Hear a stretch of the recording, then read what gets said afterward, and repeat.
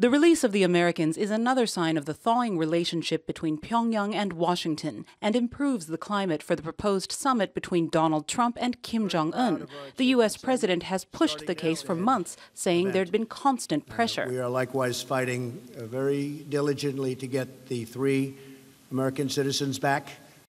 Reports that the 3 had been moved from a labor camp to a hotel in the capital was followed closely in South Korea. There they received better food and medical treatment. This is what we know about the 3 men. Kim Dong-chul is a South Korean-born U.S. citizen who worked as a religious minister. In his early 60s, he was detained in 2015 on spying charges. A year later, he was sentenced to 10 years hard labor. At a government-arranged news conference, he apparently confessed to stealing military secrets while working with South Korea, a claim rejected by Seoul. 2 of the men have been detained since Donald Trump became president. Kim Hak-song was detained on suspicion of hostile acts in May 2017. Believed to be an ethnic Korean born in China, he emigrated to the U.S. in the 1990s. He worked at Pyongyang University of Science and Technology. Kim Sang-duk, who goes by Tony Kim, was arrested in April 2017. He also worked at the university and was accused of hostile acts. Trump had been suggesting that unless the North Koreans take real denuclearization steps, that he wouldn't go to the summit.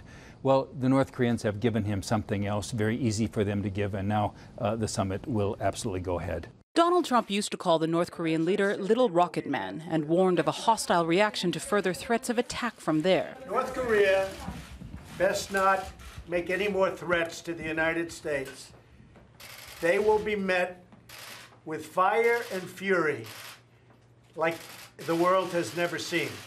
Then in March, there was a dramatic turnaround when President Trump announced summit plans after a visit by a South Korean delegation to the White House. The man who is now U.S. Secretary of State Mike Pompeo followed up with visits to North Korea to lay the groundwork for talks with President Trump. As 3 Americans celebrate their release, the family of student Otto Warmbier will be thinking of what could have been. Arrested in North Korea and held for 17 months, he returned to the U.S. in a vegetative state and died days later. Warmbier's parents have lodged a wrongful death suit against the North Korean government. Kathy Novak, Al Jazeera, Seoul.